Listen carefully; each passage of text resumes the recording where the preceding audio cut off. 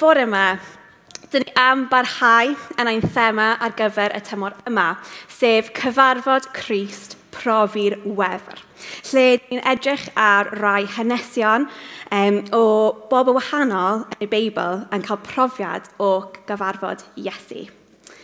So gyda pob cyfarfod dyn ni'n cael gyda rhywun, dyn ni gorfod dewis yn pa ffordd dyn ni am ymateb iddyn nhw. Weithiau, dyn ni'n cyfarfod y pobl sydd ddim quite our cup of tea, a felly dyn ni'n neud y penderfyniad yna i geisio i ysgoi y gorau y gallwn. Dewch, yn onest, dyn ni gyd wedi gwneud. Weithiau, dyn ni'n cyfarfod pobl dyn ni wedi edrych i fyny at mewn syrfdandod a edmygedd, pobl enwog a pobl gyffredin alike. Ond y foment dyn ni'n cael y cyfarfod gyda nhw, nid dyma'r cyfan maen nhw wedi siapu i fyny i fod. Felly dych chi'n cael eich gadael i lawr wedi siomi gyda reality o'r person yna. A mae'r ymateb yn un o siomedigaeth ac yn newydd y ffordd dych chi'n gweld y person yna. Ond weithiau, dyn ni'n cyfarfod pobl sy'n leave their mark fel betai ac yn cael dylanwad mawr arno ni. Y fath profiad sydd yn newid y ffordd ni'n feddwl, y ffordd ni'n gweld pethau, a hyd yn oed y ffordd dyn ni'n byw. Gyda phob cyfarfod, daw ymateb. Hysbys? Neu anhysbys i ni. Daw ymateb. Ond hefyd fan hyn, mae'n bwysig gofio i beidio ymateb yn gallu bod yn ymateb ei hun. So heddi, dyn ni am droi at gyfarfod arall, Athrawon y Deml. So, dyn ni'n ffindio'r hanes yma ar diwedd y Luc 2. A dyn ni'n ffindio fe yn adnod 41 ymlaen. Felly, byddai rhieni Iesu yn arfer mynd i Jerusalem i ddathlu goel y Pasg bob blwyddyn. A phan oedd Iesu yn 12 oed, aethon nhw yna i'r oel fel arfer. Pan oedd yr oel drosodd, dymai rhieni yn troi am adre, heb sylweddoli fod Iesu wedi aros yn Jerusalem. Roedden nhw wedi teithio droi'r dydd gan gymryd yn ganiataol ei fod gyda'i ffrindiau yn rhywle. Dyma nhw'n mynd ati i edrych amdano ymhlith ei ffrindiau a'i perthnasau, ond methu dod o hyd iddo. Felly, dyma nhw'n mynd yn ôl i Jerusalem i edrych amdano. Roedd hi'r trydydd diwernod cyn iddyn nhw dod o hyd iddo. Roedd wedi bod yn y Deml, yn eistedd gyda'r athrawon ac yn gwrando arnyn nhw ac yn gofyn cwestiynau. Roedd pawb welodd yn rhyfeddu gymaint roedd yn ei ddeall. Cafodd ei rieni y fath sioc pan ddeithon nhw o hyd iddo, a dyma'i fam yn gofyn iddo, "Machyn ni, pam mae ti wedi gwneud hyn i ni? Mae dy dad a fi wedi bod yn poeni'n ofnadwy ac yn chwilio am bob man amdano ti." Gofynodd Iesu iddyn nhw, "Pam roedd rhaid i chi chwilio? Wnaethoch chi ddim meddwl y byddwn ni'n siŵr o fod yn hi fy nhad, ond ei rhieni ddim wir yn deall beth roedd yn ei olygu." Darn bach yw ddim yn hir, ond weithiau mae'n gallu cael edrych drosto, ond dwi'n hoffi fe am resymau gwahanol, a dwi ddim jyst yn dweud hynna achos dwi'n pregethu arno fe. Pan dwi'n darllen trwyddo fe, dwi'n darllen gyda 2 safpwynt gwahanol. Yr un gyntaf ydy fod yn plentyn bach fy hun. A dwi'n cofio pan oeddwn ni'n mynd allan fel teulu i rywle oeddech chi'n gwybod oedd yn mynd i fod yn brysur. Roedd mam a dad yn dweud wrtha i a fy chwaer, "Peidiwch mynd off ar ben eich hunan. Arhoswch gyda ni fel bod ni'n gallu gweld lle rydych chi. Hannah, ti'n gallu cael gafal llaw fi a dy chwaer yn gallu cael gafal ar llaw dy dad." Wnaethon ni clywed hyn gymaint ac am reswm da, rhaid dweud. Roeddwn ni'n honest o hyd yn oed edrych i ffyrdd oddi wrth mam a dad, let alone actually mynd off ar ben ein hunan. Hyd yn oed pan oeddwn ni digon hyn i wneud hynna. Felly y ffaith bod Iesu wedi gadael ei rhieni i fi yn brave decision roed yna. Ond hefyd, dwi wedi bod yn esgidiau o athrawon, a dwi'n gwybod bore yma dwi o flaen lot o'r athrawon. A weithiau, mae fe'n gallu teimlo bod chi yn riant i 30 o plant i gyd ar yr un amser. A dwi'n siŵr yr athrawon yma bore yma yn gallu cytuno uniaethu gyda fi. Taw, mynd ar trips ysgol di un o'r profiadau mwyaf stressful yn y byd. Dwi'n cofio un dolyg mynd am trip i'r cinema i weld Frozen 2. Amazing, more excited. Ond, i ddweud y gwir, o'n i ddim yn gallu joio a actually goelio'r ffilm. Oherwydd, o'n i'n poeni mae plant trwy'r amser. Mynd nôl ac ymlaen i'r tŷ bach, eisiau diod, eisiau snack. Beth oedd un dal yn y tŷ bach pan oedden nhw'n mynd nôl ar y bysiau? Sawl oedd yn fy grwpi eto, neu poi hyd yn oed? Math beth. So, dwi'n gallu gweld rhywfaint o safbwynt Mara Joseph. Ond y reswm arall dwi'n hoffi'r hanes yma ydy hyn. Dyma'r unig hanes sydd gyda ni am Iesu fel plentyn. Yn yr efengylau eraill, dyn ni'n mynd o Iesu fel babi i Iesu yn dechrau ei weinidogaeth 30 oed. Ond yr hanes yma, dyn ni'n gweld Iesu fel plentyn 12 oed. Nawr dwi'n siŵr wnaeth Iesu lot fawr o pethau anhygoel ac yn annisgoel ydw dyfu fyny, well worth ei nodi. Ond dyma'r unig un sydd wedi cael ei nodi. Dim da'n weinol di hyn, felly mae'n rhaid bod yr hanes yma yn rili bwysig i ni ac yn datgelu rhywbeth ystyrlon i ni heddi. Felly, nôl at y testyn. Ar ôl bod yn Jerusalem ar gyfer goel y Pasg, dyma Mair a Joseph a Iesu yn troi am adre gyda'r holl deithwyr eraill. Ymhlith y torfeydd o bobl yn teithio, roedd yn dealladwy, doedd Mair a Joseph ddim gyda llygaid ar Iesu troi'r amser. Ond ar ôl diwrnod o deithio, dyma nhw'n mynd ati i edrych amdano ymhlith ei ffrindiau a'i perthnasau, ond methu dod o hyd iddo. O dia. Ar wahân i fy mbrofiad i o tripau ysgol, lle bwysig wedi ddweud, dwi erioed wedi colli plentyn, di ddim yn gallu dychmygu dim byd gwaith. Neu fel oedd nhw'n teimlo yn gwybod bod Iesu ddim gyda nhw a dim syniad lle roedd e. Felly, be wnaeth nhw wedyn? Wel, dyn ni'n gweld, dyma nhw'n mynd yn ôl i Jerusalem i edrych amdano. So dyma nhw'n mynd ati i chwilio amdano. A dim jyst oriau, na. Erbyn hyn, mae 3 diwrnod wedi'i basio ers gweld Iesu diwethaf. So ble dyn nhw'n ffindio fe? Ble mae wedi bod yr holl amser, yr holl 3 diwrnod yma? Dyn ni'n clywed yn adnod 46.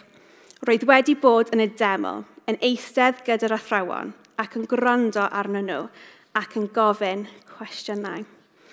Y ffordd dwi'n gweld y sîn yma yn chwarae allan yn fy myned bach fel Home Alone style, lle mae'r rhieni mor distraught ar ôl 3 diwrnod o chwilio a'r holl pryder sy'n dod gyda colli plentyn. A wedyn y fo maen nhw'n dod o hyd iddo, mae'r plentyn just fel mor chilled. Dwi wedi bod mae'r holl amser. Oh, and by the way, dwi wedi prynu llaeth a fabrics off na, mae'n ffain. Just mor chilled fel pe bai dim byd o'i le wedi digwydd. Ond dyma fe, Iesu yn y Deml gyda'r Athrawon am 3 diwrnod, yn gwrando arnyn nhw ac yn gofyn cwestiynau. Y lle olaf byddwch chi'n disgwyl ffindio plentyn 12 oed. Yn gwneud y peth olaf byddwch chi'n disgwyl i weld plentyn 12 oed yn gwneud. Hynny yw plentyn cyffredin.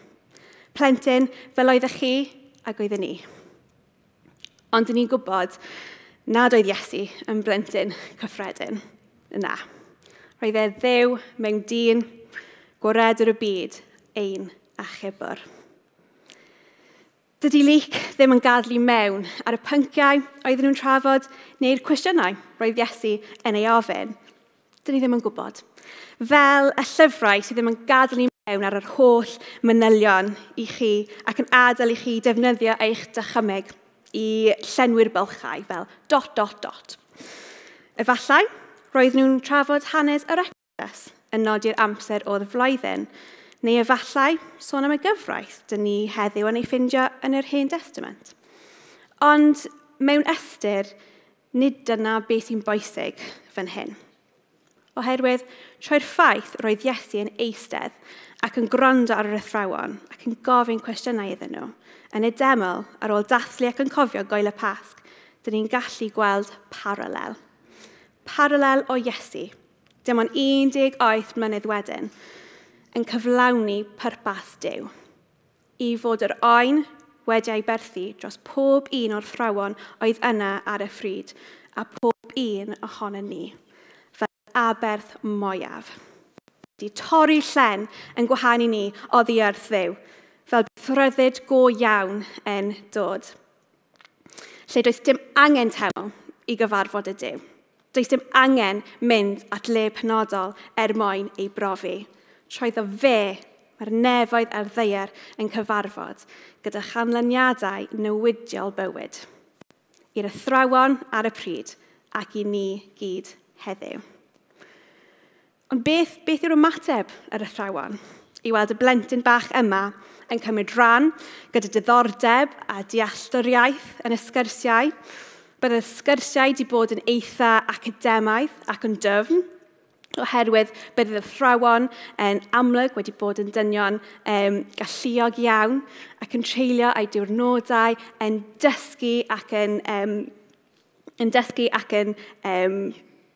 cyflwyno'r ysgrifau sanctaidd. Ond dyma beth yw eu hymateb nhw. Roedd pawb welodd yn rhyfeddu gymaint roedd yn ei ddeall. Dyna gyd o'i hymateb nhw ni'n gweld. Un rawddeg fach, ond un sydd yn dweud llawer. Pan o'n i'n fach, un o fy hoff ffilmau oedd Mary Poppins. Ffilm amazing, a dwi'n cael right thumbs up. Ond wnaeth adlu fe lawr ychydig bach ar ôl i fi sylweddoli bod pethau yn y tŷ ddim jyst yn cael eu tacluso ydych chi pointio at nhw, a trystio fi dwi wedi trio. Ond yn y stori yna, mae George Banks, dyn cefnog a gweithgar, yn chwilio am nani ar gyfer ei plant, Jane a Michael. Mae Mr Banks eisiau un fath o nani, ond mae Jane a Michael eisiau math gwahanol. Ar ôl rhoi gofyn i rhestr o rhinweddau mae Jane a Michael eisiau gweld mewn nani ac yn taflu fe yn y fireplace, troi dim ond beth ni'n gallu esbonio fel hyd Disney. Mae nani yn cyrraedd 17 Cherry Tree Lane, sydd popeth oedd Jane a Michael eisiau, sef Mary Poppins. Doedd Mary Poppins dim byd beth oedden nhw'n disgwyl o nani, ond wrth i'r stori mynd ymlaen, dyn ni'n gweld hyn. Ac yn ystod y ffilm, dyn ni'n gweld Jane a Michael yn cael ei rhyfeddu at y pethau mae Mary Poppins yn gwneud. Dod ystafell gwely wyth o ddodrefn allan o bag carpet, anhygoel, siarad ag adar a canu gyda nhw. Gwneud i luniau dod yn fyw, just to name a few. Ond ar ambell a chlysur, dyn ni'n ffindio'r plant gyda chegau ar agor mewn syndod o beth mae hi'n gwneud. Ac wrth i amser pasio, dyn ni'n gweld Jane a Michael yn dod yn plant fwy hapus a sefydlog oherwydd maen nhw wedi cyfarfod Mary Poppins. Doedd nhw ddim yn siŵr yn union pwy oedd hi, doedd nhw ddim yn gallu rhoi bys ar pwy yn union oedd hi i allu wneud y pethau yma, ond doedd hi ddim, o doedd dim gweidi ai bod hi'n rhywun arbennig iawn. A mae'n glir iawn yn y testun yma, nid jyst un neu ddau o'r athrawon oedd wedi cael yr ymateb o rhyfeddod yma, ond pob un ohonyn nhw. Roedd pawb oedd wedi clywed wedi ymateb gyda rhyfeddod mae Luc yn ei sôn amdano yma. Dwi'n gallu dychmygu nhw yn y teml gyda cegau ar agor fel Jane a Michael mewn sioc. Mae rhai fersiynau Saesneg yn defnyddio'r geiriau amazed ac astonished, sy'n golygu i orlethu a syndod neu rhyfeddod sydyn. Nawr, dyna beth ydych chi'n meddwl, dyna beth ydych chi'n galw ymateb. Ond mae'n debyg iawn fan hyn, nad oedd yr athrawon yn y Deml yn sylweddoli pwy oedd y bachgen bach yma. Oedd yn gwybod ac yn deall cymaint mor glir. Just fel doedd Jane a Michael ddim yn gwybod yn union pwy oedd Mary Poppins. Bydd yr athrawon yn gwybod yr ysgrifau sanctaidd, tu mewn a tu allan. Bydden nhw'n gyfarwydd iawn gyda'r proffwydolaethau o'r Hen Testament yn sôn am yr un bydd yn dod i adfer popeth i fel oedd ei fod ar y dechrau cyntaf. Yr un bydd yn teyrnasu am byth ar y ddeiar ac yn y nefoedd. Dychmygwch os oedden nhw'n gwybod dyna pwy oedd yn eistedd o flaen nhw am 3 diwrnod. Dychmyga. Fel jigsaw, roedd ganddyn nhw yr holl ddarnau oedd eisiau o blaenau nhw i roi at ei gilydd. Ond hyd yn oed heb sylwi yn y foment yna, pwy oedd o flaen nhw, jyst y presenoldeb o'r bachgen yma wedi llenwi nhw gyda rhyfeddod a syndod. A wedyn, o'r diwedd, ar ôl 3 diwrnod hir iawn, dyma rhieni Iesu yn ei ffindio ac yn gofyn iddo, pam wnaeth hyn iddyn nhw? Ac ydy Iesu gyda'r cwestiwn yma, pam roedd rhaid i chi chwilio? Wnaethoch chi ddim meddwl y byddwn ni'n siŵr o fod yn hi fy nhad, ond doedd ei rhieni ddim wir yn deall beth roedd yn ei olygu. Hyd yn oed Mair a Joseph, y rhieni oedd wedi ei ddewis gan Dduw, y rhieni oedd yn gwybod o'r dechrau cyntaf pwy yn union oedd ei mab, pwy oedd yn mynd i fod, y pobl oedd ar yr adeg yn nabod Iesu y gorau, ddim yn ddeall, wedi anghofio ar ôl 3 diwrnod blinedig o chwilio pam daeth Iesu i'r byd.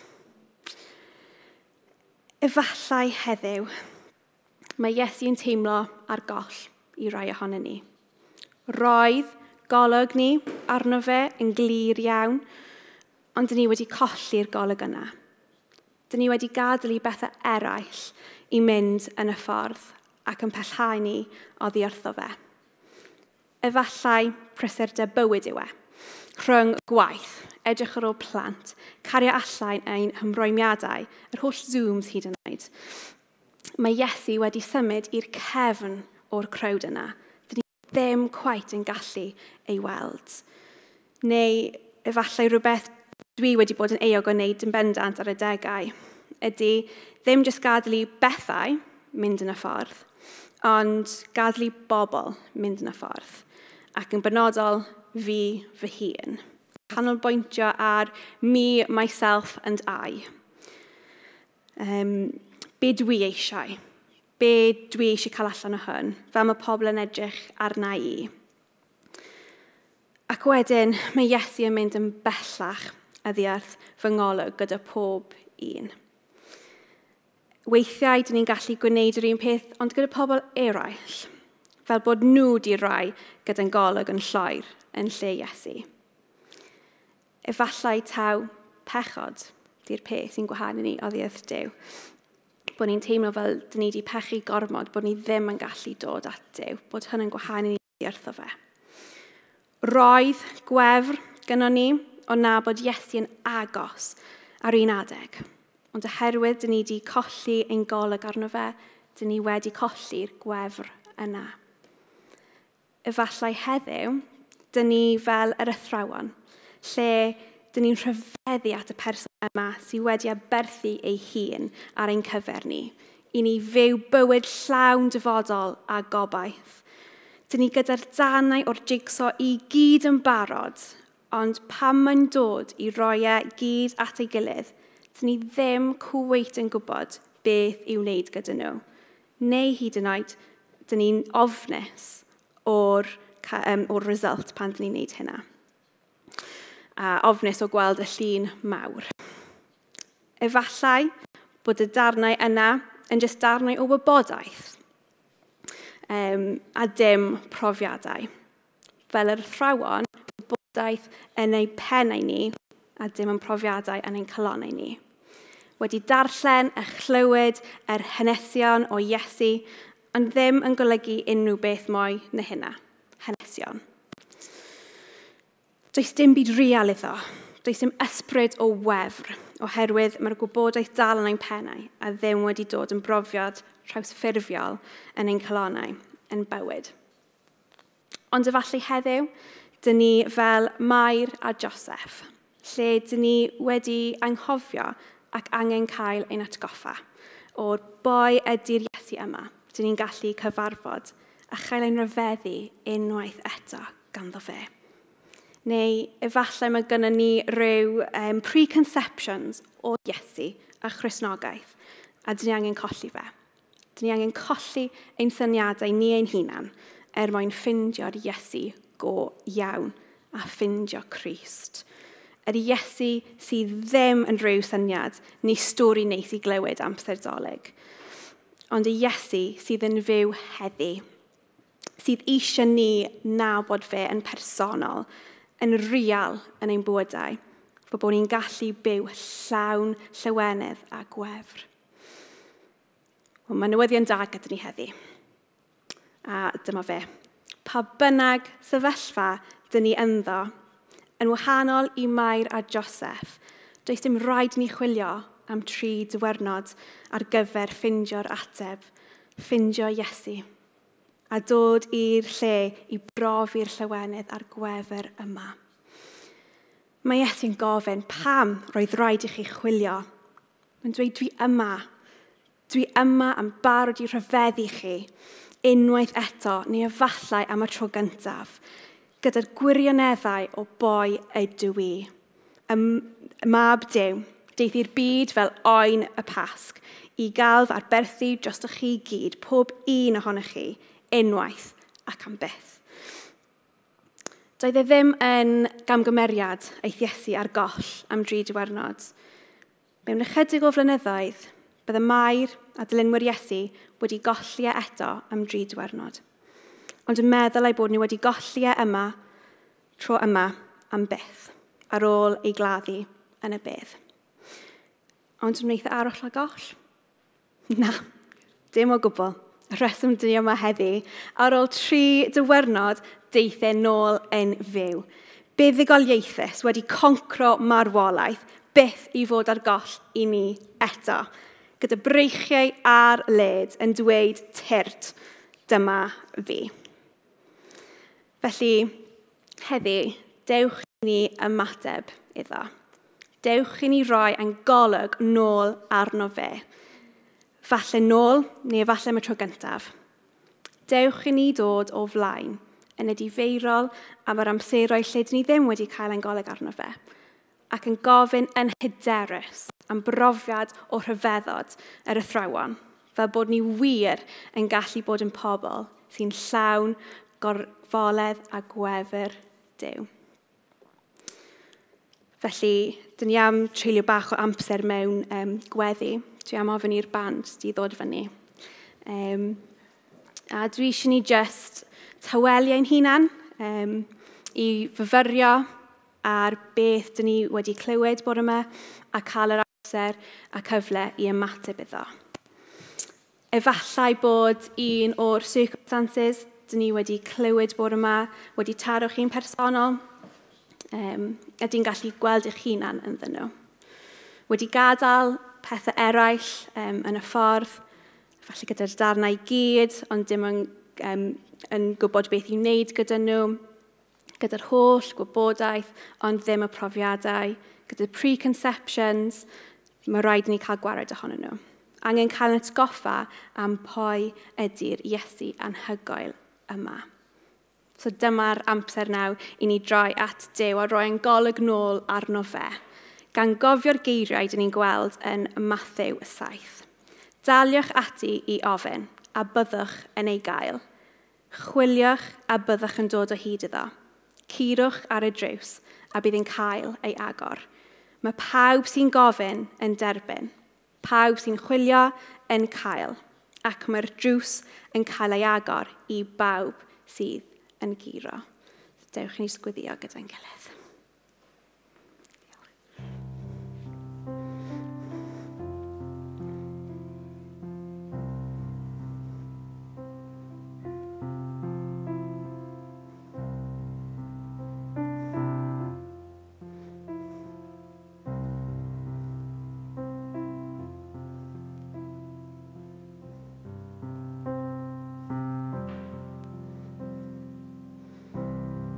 O Dduw, diolch bod allu troi at y ti, bod ni ddim gorfod chwilio amdano ti, ond bod ni'n gallu cael ein golyg arno ti yn glir.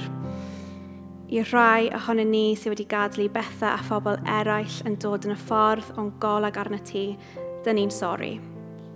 Helpa ni cael gwared ohono nhw gyd a roi ein ffocws nôl arno ti. I rai ohono ni bore yma sy'n teimlo bod ganddyn nhw llawer o wybodaeth sydd ddim wir yn golygu unrhyw beth. Dyn ni'n gofyn i ti drwy'r gwybodaeth yna mewn i rhywbeth real a byw yn ein bywydau.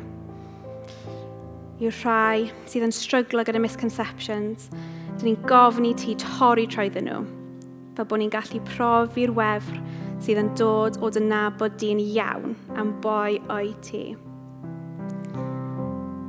Diolch bod ti wastad yna, yn barod i gyflwyno dy hun i ni, bod ti wedi torri'r angen i fynd at le benodol mwyn dy gyfarfod di, fel bod ni'n gallu dod yn syth at y ti, syth mewn i dy bresenoldeb di, a profi ti.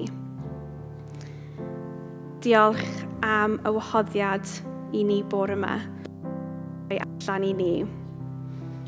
O tyrd at yr allor, mae'r breichiau tad yn awr ar led. Amen.